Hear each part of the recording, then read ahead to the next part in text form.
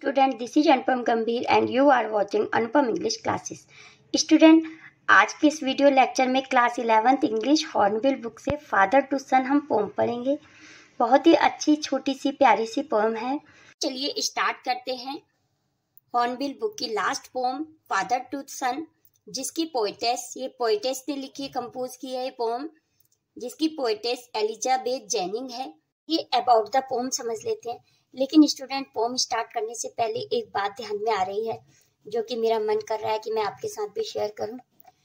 So students, आपने भी सुना होगा ना कि एक मम्मा अपने बच्चे को गोद में उठाती है। क्यों उठाती है? क्योंकि वो इसलिए उठाती है कि जो वो देख पा रही है, उसका बच्चा छोटा होता है, नीचे खड़ा होता है, वो नहीं देख पाता, तो वो गोद में उठा लेती है कि जितना मैं देख पा रही हूँ मेरा बच्चा भी उतना देख सके। लेकिन एक फादर अपने बच्चे को कंधे पे बिठाते हैं। स्टूडेंट, वो क्यों बिठाते हैं? वो इसलिए बिठाते हैं कि जितना मैं देख पा रहा हूँ मेरा बच्चा उससे अधिक देख। सन भी, एक बच्चा भी अपने फादर से बहुत अधिक प्यार करता है, लेकिन जैसे जैसे वो बड़ा होता जाता है बस अपने फादर से कह नहीं पाता, बस शेयर नहीं कर पाता अपने फादर से, लेकिन वो भी बहुत ही अधिक प्यार करता है अपने फादर से। तो अब इस पोम पे आते हैं स्टूडेंट। इस पोम में एक फादर का अपने सन के साथ एक अच्छा रिलेशनशिप नहीं है। और क्यों नहीं है? एक जनरेशन गैप की वजह से। फादर के व्यूज एंड थॉट्स सन के व्यूज एंड थॉट्स से बिल्कुल भिन्न है, जिसकी वजह से दोनों की आपस में नहीं बनती। बच्चा जब छोटा होता है तो दोनों आपस में बहुत ही ढंग से खेलते हैं, रहते हैं, एंजॉय करते हैं अपनी लाइफ। लेकिन जैसे जैसे बच्चा बड़ा हुआ दोनों के बीच दूरियां बढ़ गई, क्योंकि जो बच्चा है वह बहुत ही खर्चीला है, जिस वजह से फादर एंड सन के बीच अच्छे रिलेशनशिप नहीं थे और सन एक अलग घर में रहने लगा। लेकिन अब फादर उनकी यानी बच्चे की सभी गलतियों को माफ करके पहले की तरह रिलेशनशिप बनाना चाहते हैं, जैसा कि तब था जब बच्चा बहुत ही छोटा था और वे दोनों हंसी खुशी साथ साथ रहते थे, साथ गेम खेलते थे, एंजॉय करते थे और लाइफ को बहुत अच्छे से जीते थे। अब तो फादर जो है वो वैसा ही चाह रहे हैं कि जैसे वो बहुत छोटा था और बचपन में हम एक साथ रहते थे, खेलते थे, अब भी वैसा ही एटमॉस्फेयर लाना चाह रहे हैं फादर। तो पोम में हम यही पढ़ेंगे कि फादर और सन का रिलेशनशिप अच्छा हुआ या नहीं हुआ। सो अब पोम की समरी देख लेते हैं। फादर टू सन पोम तब शुरू होती है जब फादर बहुत पेन में हैं और वे अपने सन के बारे में बात करते हैं। आगे वे कहते हैं कि उनके और उनके सन के बीच में जनरेशन गैप आ गया है, क्योंकि वे सालों से एक ही मकान में रह रहे थे, लेकिन दोनों एक दूसरे को समझ नहीं पा रहे हैं। फादर कोशिश कर रहे हैं कि वे अपने सन के साथ पहले जैसा रिलेशनशिप बिल्ड कर सकें। वे विश भी करते हैं कि हमारा रिलेशनशिप वैसा ही हो जाए जैसा कि पहले था, जब मेरा सन बहुत ही छोटा था। फादर स्वीकार कर लेते हैं कि हम दोनों के बीच समझ का बीज मर चुका है और वे दोनों अजनबियों की तरह बात करते हैं। फिर आगे कहते हैं कि मेरा बेटा जो कि अब बड़ा हो गया है, अब उनकी अपनी डिजायर्स हो गई हैं, इच्छाएं उनकी अपनी हो गई है, मतलब उनके बेटे की, और सन अपने फादर के साथ हमेशा गुस्से से ही बात करता है तथा फादर के दुख को नहीं समझता और हमेशा गुस्से में ही रहता है। लेकिन फादर उम्मीद कर रहे हैं कि उनका बेटा अब घर वापस आ जाए। फादर अपने बेटे को क्षमा कर देना चाहते हैं तथा एक ही साथ एक ही मकान में रहना चाहते हैं, लेकिन उनके विचार नहीं मिल पा रहे हैं। वे दोनों आपस में हाथ मिलाना चाहते हैं, लेकिन वे ऐसा नहीं कर पा रहे हैं, जिसकी वजह से दूरियां और बढ़ जाती हैं। सो स्टूडेंट, कंक्लूड है पोम का कि इस पोम में एक यूनिवर्सल ट्रूथ दिखाया गया है। ऐसा वास्तव में होता है जैसा इस पोएम में दिखाया गया है, और बताया गया है कि किस प्रकार एक जनरेशन गैप की वजह से एक फादर और सन के बीच दूरियां बढ़ जाती हैं। सो स्टूडेंट, ये पोम का छोटा सा ओवरव्यू और समरी थी। नेक्स्ट वीडियो लेक्चर में इसी पोम की लाइन बाय लाइन एक्सप्लेनेशन के साथ आपसे मिलते हैं।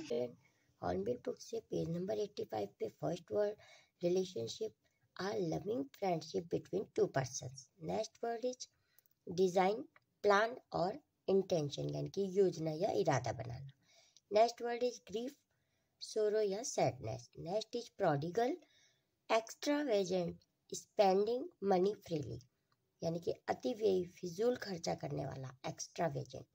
Next word is longing, a strong feeling of wanting something या समबडी, डिजायरिंग समथिंग कह सकते हैं। तो लॉन्गिंग की मीनिंग होगी डिजायरिंग समथिंग, किसी चीज की इच्छा करना, चाहत करना। Next word is shaping, making something into a particular shape, यानी कि आकार देना। Next word is despite, in spite of, यानी कि के बावजूद। Next word is communication, connection, यानी कि संचार। Next is build up, increase, बढ़ाना। And last word is acknowledge, यानी कि कंसीड, स्वीकार कर लेना। चलिए स्टार्ट करते हैं पोम का explanation line by line. Students, इस पोम में मॉडर्न टाइम का यानी कि आज के समय का फैक्ट बताया गया है, जिसमें एक फादर और सन के बीच में बहुत लव होता है, प्यार होता है, लेकिन वे आपस में शेयर नहीं कर पाते और जनरेशन गैप की वजह से दोनों के बीच मिसअंडरस्टैंडिंग हो जाती है, जिससे वे एक दूसरे के विचारों को समझ नहीं पाते। इसी जनरेशन गैप को इस पोम में हमारी पोएटेस ने शो किया है।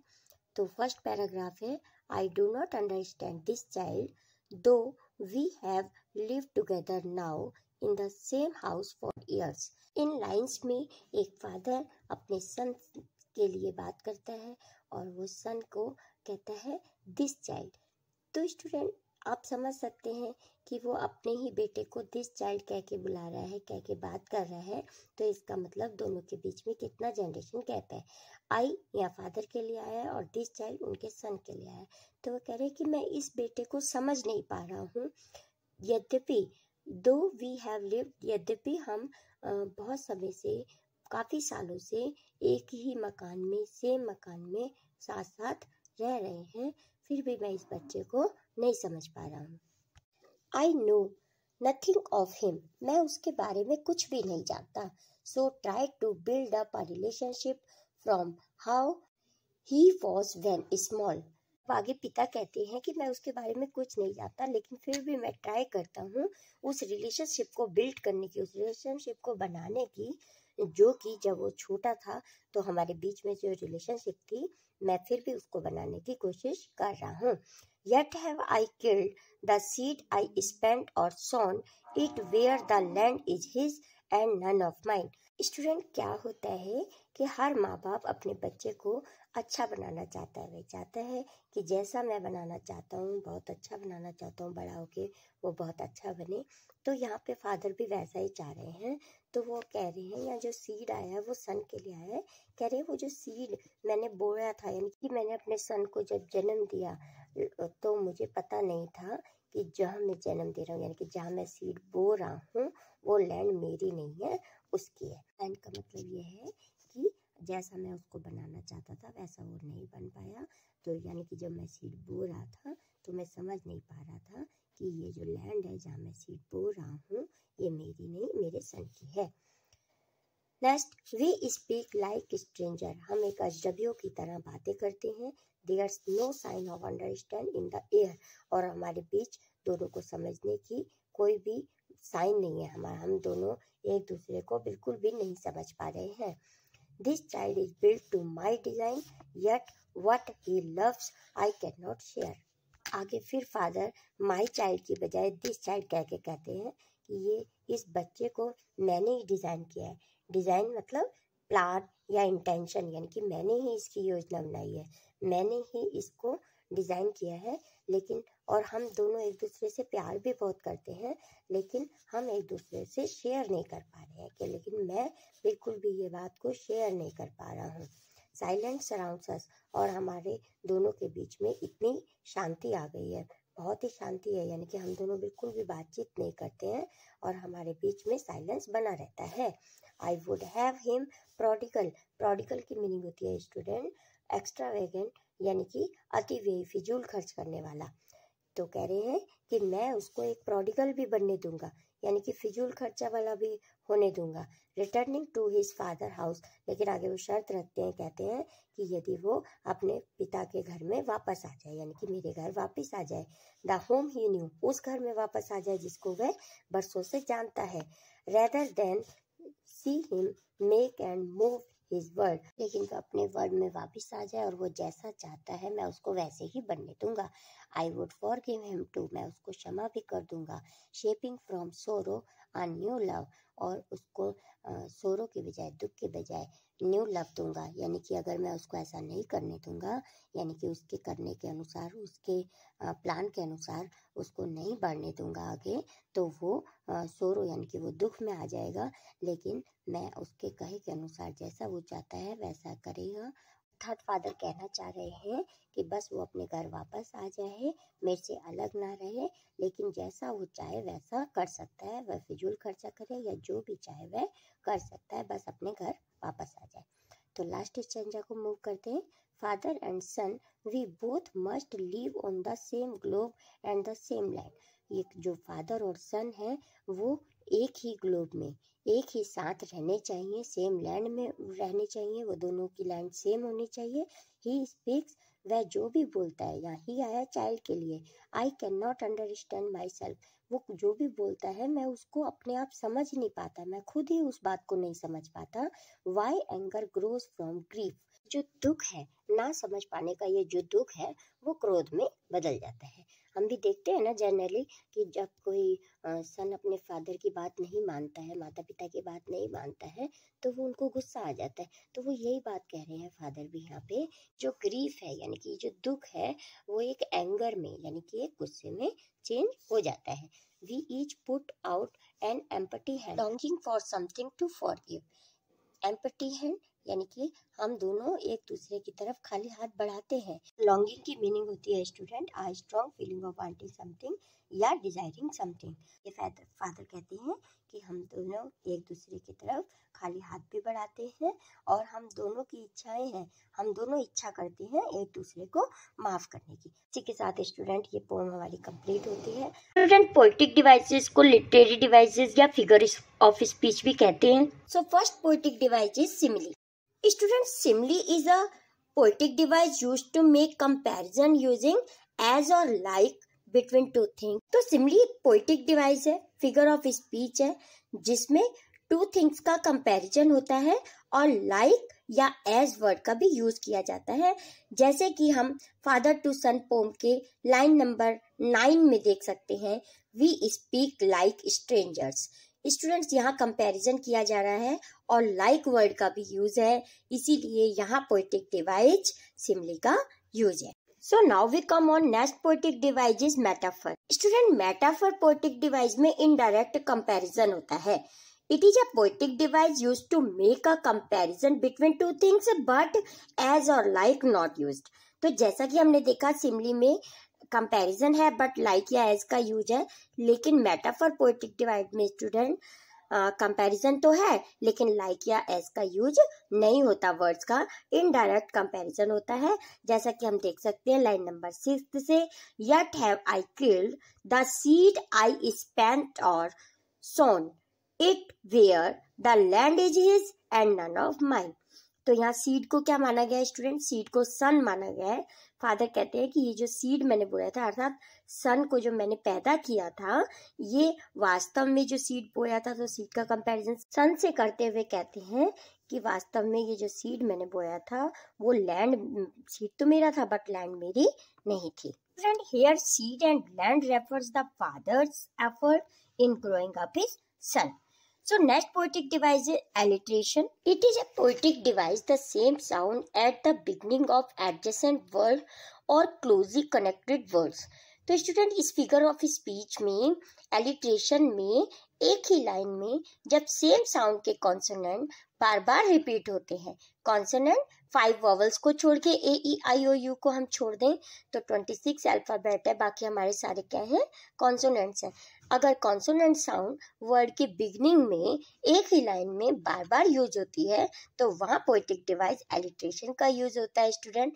जैसा कि हम देख सकते हैं लाइन नंबर 7 से, the seed I spent or sown it where, तो यहाँ पे स्टूडेंट एस एस साउंड बार बार रिपीट हो रही है, जिसकी वजह से इस लाइन में पोएटिक डिवाइस एलिट्रेशन का यूज है। नाउ इसी पैराग्राफ में आगे मूव करें स्टूडेंट, देखते हैं हम लाइन नंबर 9 में we speak like stranger.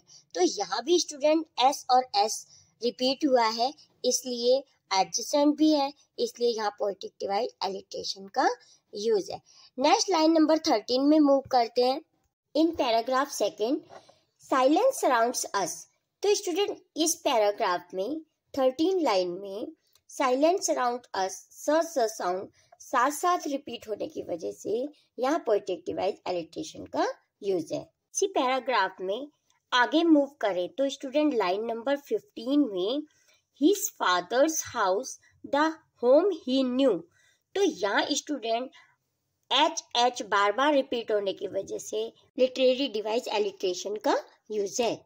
Now student last paragraph line number 22 की तरफ मूव करें तो हम देख सकते हैं why anger grows from grief. इसमें जी और जी रिपीट होने की वजह से लिटरेरी डिवाइस एलिट्रेशन का यूज है। और इसी लाइन में स्टूडेंट पर्सोनिफिकेशन पोएटिक डिवाइस का भी यूज है। मानवीयकरण अलंकार है ये, इसमें जो नॉन लिविंग को लिविंग में मान लिया जाता है। यहाँ पे है why anger grows from grief. Father कहते हैं ना पोम में कि जो मेरा ग्रीफ यानी कि जो सोरो है वो मेरा क्रोध हो जाता है और जिसकी वजह से हम आपस में बात नहीं करते, सन और अपनी बात करते हुए कहते हैं। तो इसीलिए यहाँ पोएटिक डिवाइस पर्सोनिफिकेशन यानी कि मानवीयकरण अलंकार का यूज है। Now student last poetic device is enjambment. Enjambment is a poetic device, the practice of running lines of poetry from one line to next line without using any kind of punctuation to indicate a stop. तो student ये poetic device में एक line से दूसरी line में बिना किसी punctuation mark के ही आ जाते हैं। फर्स्ट पैराग्राफ में हम देख सकते हैं I don't understand this child. अब ये लाइन में कोई पंक्चुएशन मार्क नहीं है, नेक्स्ट लाइन में आ गए। पूरे ही पैराग्राफ में एन्जाम्बमेंट पोएटिक डिवाइस का यूज है। सेकंड पैराग्राफ की तरफ मूव करें तो भी स्टूडेंट सेकंड पैराग्राफ के फर्स्ट लाइन में the seat I spent or sown it where के बाद कोई पंक्चुएशन मार्क का यूज नहीं किया गया है और नेक्स्ट लाइन में आ गए हैं। इसके बाद इसी पैराग्राफ की थर्ड लाइन में भी कोई पंक्चुएशन मार्क नहीं है और फोर्थ को स्किप करने के बाद फिफ्थ लाइन में भी कोई पंक्चुएशन मार्क नहीं है। तो इसलिए यहाँ पोएटिक डिवाइस एन्जाम्बमेंट का सेकंड पैराग्राफ में भी यूज है। स्टूडेंट थर्ड पैराग्राफ में भी देखें फर्स्ट और सेकंड लाइन में कोई पंक्चुएशन मार्क नहीं है, एन्जाम्बमेंट पोएटिक डिवाइस है। थर्ड लाइन को स्किप करें, फोर्थ लाइन में फिर पंक्चुएशन मार्क नहीं दिया है, तो इसीलिए यहाँ एन्जाम्बमेंट पोएटिक डिवाइस का यूज है। So last paragraph fourth paragraph में भी first line and third line में एन्जाम्बमेंट पोएटिक डिवाइस का यूज है, यहाँ भी कोई पंक्चुएशन मार्क नहीं है। तो स्टूडेंट इसी के साथ ही हमारा ये पोएटिक डिवाइस का वीडियो लेक्चर यहीं पे कंप्लीट होता है। एनसीईआरटी के क्वेश्चन आंसर कवर करेंगे। स्टूडेंट फर्स्ट क्वेश्चन से स्टार्ट करते हैं। Does the poem talk of an exclusively personal experience और इज इट फेयरली यूनिवर्सल। तो जो ये पोम में बात की गई है फादर और सन के रिलेशनशिप की, तो क्या ये पर्सनल किसी का पर्सनल एक्सपीरियंस है या ये एक यूनिवर्सल है। तो answer is yes the poem talk of an exclusively fair universal. हाँ ये यूनिवर्सल है यानी कि वास्तव में भी ऐसा होता है। Because in every home the head tries to rule while the youngers usually revolt. हर एक घर में क्या होता है कि जो बड़े लोग होते हैं वो अपना रूल को फॉलो करना चाहते हैं, लेकिन जो छोटे होते हैं वो उसका रिवोल्ट यानी कि उसका विरोध करते हैं। The conflict goes on and on.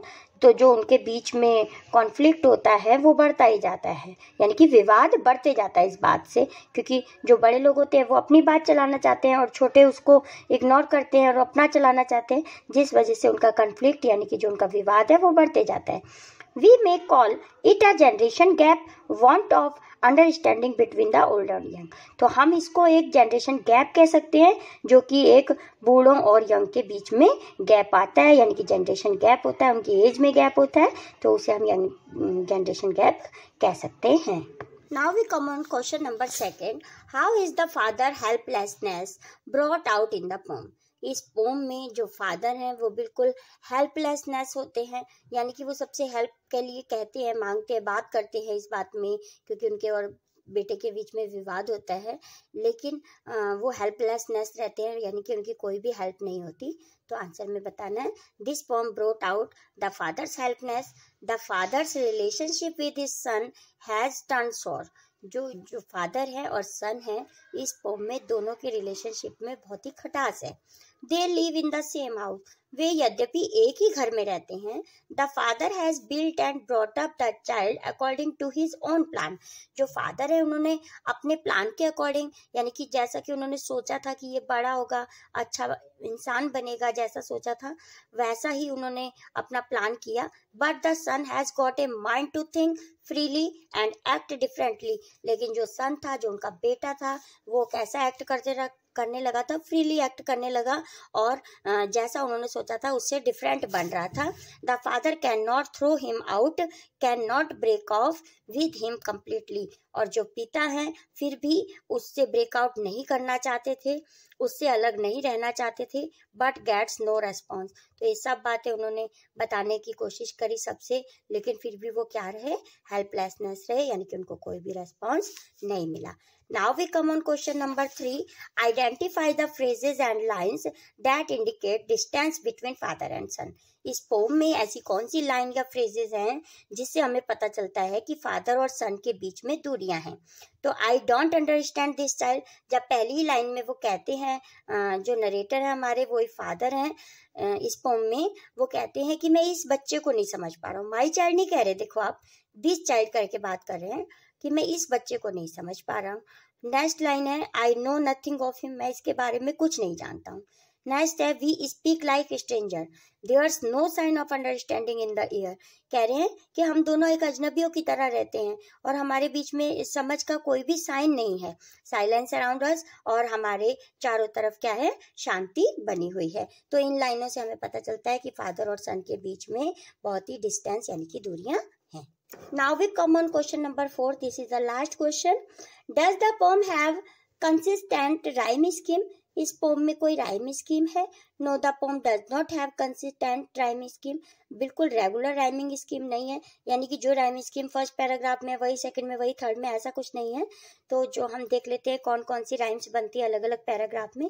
तो स्टूडेंट फर्स्ट और सेकंड स्टैंजा में ए बी, बी ए और बी ए राइम स्कीम है। जैसा कि फर्स्ट एंड सेकंड स्टैंजा में हम देख सकते हैं, फर्स्ट स्टैंजा है कि फर्स्ट लाइन का लास्ट वर्ड चाइल्ड दिया है, सेकंड लाइन में उसका राइम वर्ड नहीं है, इसीलिए फर्स्ट लाइन में ए राइम बनेगा एंड सेकंड का बी, एंड थर्ड में now, third second and third now और नो है, इसीलिए बी और बी राइमिंग वर्ड बनेगा। तो यहाँ तक हमारी राइम स्कीम हो चुकी है A B B. Fourth line में फिर बिल्ड है, राइमिंग वर्ड चाइल्ड का है, इसीलिए ए इसको देंगे। नेक्स्ट है हाउ, ये नाउ और नो और हाउ ये राइमिंग है, इसलिए इसको दिया जाएगा बी, और लास्ट लाइन में फिर किल्ड है, इसलिए ए। तो हमारी इस पैराग्राफ की राइमिंग स्कीम बन गई है A B B, A B A. Student इसके साथ ही इस वीडियो लेक्चर को यहीं पे कंप्लीट करते हैं। चलिए स्टार्ट करते हैं फर्स्ट क्वेश्चन से। Who is the poet of the poem father to son? Student इस क्वेश्चन का आंसर आप कमेंट बॉक्स में देंगे। नेक्स्ट क्वेश्चन स्टार्ट करते हैं second. What is the meaning of this child is built to my design yet what he loves I can not share. Student इस poem में father to son के खराब relationship को दिखाया गया है। कैसे एक फादर ने अपने बेटे को डिजाइन किया, यानी कि वो चाहता था कि ये जो मेरा बेटा है वो मेरी तरह बने, लेकिन बड़ा होके उनके विचार आपस में नहीं मिलते और उनके बीच में मिसअंडरस्टैंडिंग की वजह से और जनरेशन गैप की वजह से उनके बीच में दूरियां बढ़ जाती हैं और कैसे एक फादर परेशान रहते हैं, पूरा इस पोम में हमें देखने को मिलता है।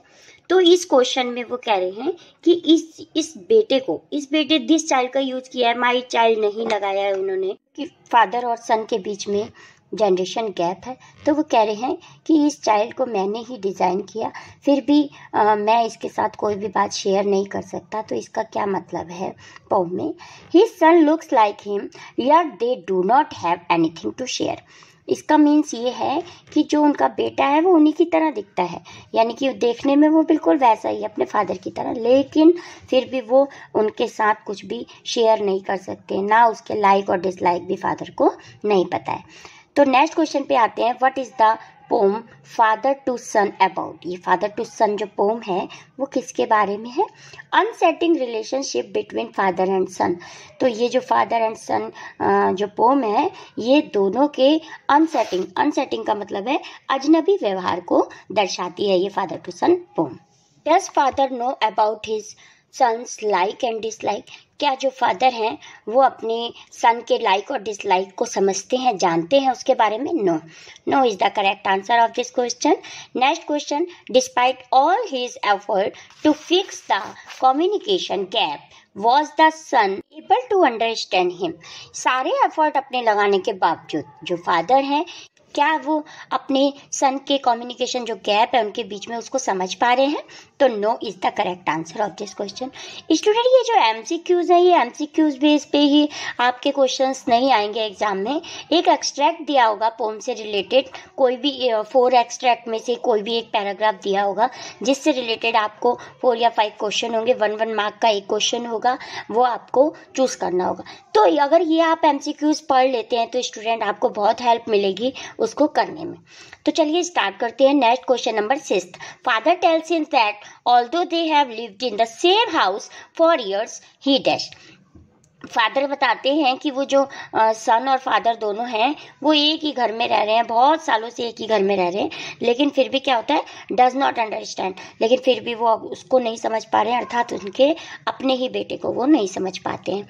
Next question, what is the meaning of the word prodigal used in the third stanza. Third stanza में एक वर्ड आया प्रोडिगल, उसकी मीनिंग क्या है? Spending money freely. स्टूडेंट जो खर्चीला व्यक्ति होता है, जो ज्यादा पैसे खर्च करता है, उसे हम प्रोडिगल कहते हैं। Now we come on next question, when the son spoke for the first time does not he also feel sad about the distance between them. First time हमें उनके डिस्टेंस के बारे में बताया जाता है कि उनकी बहुत दूरियां बढ़ गई हैं फादर और सन के बीच में, तो तब वो सोरो फील करते हैं। यस ही डिड, हाँ वो ऐसा करते हैं। Next question, how old is the son when his father rants about his agony to his son. में फादर अपने बेटे के साथ एगोनी को प्रस्तुत करते हैं, उस समय सन की एज क्या होती है? तो वो टीनेजर है या ग्रोन अप है, चाइल्ड है, नन। तो चाइल्ड है या टीनेजर है ऐसा कुछ मेंशन नहीं है, तो बस इतना ही है कि हाँ वो बड़ा हो गया है और अब हमारे बीच में दूरियां बढ़ गई है, ऐसा ही बताया गया है पोम में। तो grown up is the correct answer of this question. Next question is what does the son share about him understanding himself. अगर अपने ही सन को नहीं समझ पा रहे हैं, ये कैसे पता चलता है कि he is at a point where he doesn't understand himself. तो वो ऐसे पॉइंट पर आ जाते हैं कि जहाँ पर वे उसको खुद ही नहीं समझ पाते, अर्थात मतलब उनका बेटा होता है, वो एक ही घर में रह रहा होता है बहुत सालों से, लेकिन और उन्हीं का डिजाइन किया हुआ भी होता है, लेकिन फिर भी वो उनको नहीं समझ पाते, यानी कि अपने बेटे को नहीं समझ पा रहे हैं father. Next question, question number 12 is which of the following is an alliteration. Alliteration कहाँ पर है? तो स्टूडेंट जब एक ही लाइन में कंसोनेंट वर्ड साथ साथ दिए हुए हों, वर्ड की स्टार्टिंग में हो कंसोनेंट, 5 वोवेल होते हैं ए आई ओ यू, उसको छोड़कर जितने भी अल्फाबेट है वो सारे कंसोनेंट हैं। तो एक ही लाइन में जब कोई कंसोनेंट रिपीट होता है वर्ड के स्टार्टिंग में, तो वहाँ एलिट्रेशन पोएटिक डिवाइस का यूज होता है। साइलेंस एज सराउंड्स अस, यहाँ पे साथ साथ साउंड रिपीट होने की वजह से पोएटिक डिवाइस एलिट्रेशन का यूज है। Now next question, question number 13 is find out the simile used in the poem father to son. Simile किसे कहते हैं स्टूडेंट? जब किसी लाइन में कंपैरिजन किया गया हो और लाइक या एस वर्ड यूज किया गया हो, वहाँ सिमली पोएटिक डिवाइस होती है। For the example, we speak like stranger, हम स्ट्रेंजर की तरह बात करते हैं, लाइक वर्ड भी आया है, इसीलिए इसमें पोएटिक डिवाइस सिमली का यूज है। Since his son was prodigal, why does he want him to come back home. यद्यपि उनका जो बेटा है, फादर कह रहे हैं कि जो उनका बेटा है वो प्रोडिगल है, फिर भी वो उसको वापस लाना चाहते हैं। प्रोडिगल मतलब खर्चीला है, फिर भी वो घर पे वापस बुलाना चाहते हैं। To make amends with him. Students, amends की मीनिंग होती है to change something slightly in order to make it better, यानी कि बेहतर बनाने के लिए जरा सा सुधारने का मौका देने चाहते हैं फादर, इसीलिए उसको वापस बुलाना चाहते हैं। Now next question, question number 15 is from where does the son anger arise. कहाँ से उसके जो सन के प्रति एंगर है, क्रोध है, वो जागृत होता है आउट ऑफ हिज सैडनेस, क्योंकि वो जो उसकी सैडनेस है उसकी वजह से उनके सन के प्रति जो एंगर है, क्रोध है, वो जागृत हो जाता है। Now we come on question number 16. What happened when he tried to build a relationship with him in his childhood? क्या होता है उस समय जब जो फादर है वो अपने सन को बचपन की तरह, जैसे बचपन में उनकी रिलेशनशिप थी ना, जब वो छोटा था सन, फादर और सन के बीच में रिलेशनशिप थी, खेलते थे साथ में मिलके, हंसी मजाक करते थे, खेलते थे, गेम्स खेलते थे और बात करते थे आपस में, तो वैसा ही करना चाहते हैं। तो उस समय क्या होता है, his efforts were in when. जितने भी एफर्ट्स वो लगाते हैं, फादर जितने भी एफर्ट्स लगाते हैं उनको सुधारने के अपने चाइल्ड को, वो सब वेन यानी कि व्यर्थ हो जाते हैं। Now next question number 17 is why was the father ready to forgive his son? जो फादर है वो अपने पुत्र को क्यों क्षमा कर देना चाहते हैं? To let go all sorrow he inside, तो जितनी भी उनके अंदर सोरो है, जितने भी दुख हैं, वो उनको सबको भुलाकर उनको अपना बनाना चाहते हैं, अपने बेटे को। Is there a silence between the father and son? क्या फादर और सन के बीच में साइलेंस होता है, मतलब दोनों आपस में बिल्कुल बात नहीं करते? तो yes is the correct answer of this question. Now next question is why does the father use I am in a line? The seed I spent or sown it where he was talking about communication gap. So student, इस line में father ने I का यूज क्यों किया है? To acknowledge his role in the communication gap, अपना जो उनके बीच में फादर और सन के बीच में कम्युनिकेशन गैप हो गया है उसको प्रदर्शित करने के लिए फादर ने यहाँ पे आई का यूज किया है। Now next question is the father is in a mood to. इस पोम में जो फादर हैं वो किस मूड में है? फॉरगिव हिज सन, वो अपने पुत्र को क्षमा कर देना चाहते हैं, जितनी भी उसकी गलतियां हैं उसको माफ करके उसको वापस से घर बुलाना चाहते हैं। Next question, who is a stranger in father of to son? Father to son poem में स्ट्रेंजर कौन है? The father. फादर कहते हैं कि मैं इसी घर में हम जो है अजनबियों की तरह रह रहे हैं। Next question, how does the father feel at his son's attitude? जो सन का एटीट्यूड है उस पे फादर कैसा फील करते हैं? एंग्री, क्रोधित हो जाते हैं अपने सन के बिहेव से। तो angry is the correct answer of this question. Now question number 28 is who is I in the poem father to son? Father to son poem में आई किसके लिए यूज हुआ है? तो the father is the correct answer. गलती से tick नहीं हुआ है स्टूडेंट यहाँ, तो father is the correct answer of this question. Now next question 29 is silence around us it denote. जो साइलेंस अराउंड अस पोम में एक लाइन है, ये किसको डिनोट करती है? Emotional gap in the relationship, जो उनके बीच में इमोशनल गैप हो गया, जनरेशन गैप हो गया है फादर और सन के बीच में, उसको दिखाती है। The expression my design here refers to, तो माई डिजाइन किसको रेफर करता है इस पोम में? माई डिजाइन का यूज करते हैं ना फादर, तो किसको रेफर करता है? द फादर्स लाइकिंग, फादर की पसंद को। वो कहते हैं ये तो मेरी पसंद की, यानी कि जैसा मैं चाहता था मैंने वैसा ही डिजाइन किया, लेकिन वो वैसा नहीं बना, तो ये माई डिजाइन है द फादर के लाइकिंग को रेफर करता है। Next question, the speaker longs for. ये जो स्पीकर है पोम में फादर हैं, वो किसकी तरह है? रेपॉचमेंट विद सन, तो वो अपने रिपाउचमेंट की मीनिंग होती है मिलनसार, तो अपने पुत्र के साथ वो मिलनसार रहना चाहते हैं, तो स्पीकर जो है वो रिपाउचमेंट है अपने सन के साथ। Now last question is what is the father's problem? Father की क्या प्रॉब्लम है? He fails to understand his son's feeling, वो फेल हो जाते हैं, वो सबसे कहते हैं कि मेरे सन और मेरे बीच में जनरेशन गैप हो गया है, मैं उनके लाइक डिसलाइक को नहीं समझ पा रहा हूँ, लेकिन सबको बताने के बाद भी कोई उनका सॉल्यूशन नहीं निकल पाता है और वो उसकी फीलिंग को, अपने बेटे की फीलिंग को समझने में फेल हो जाते हैं।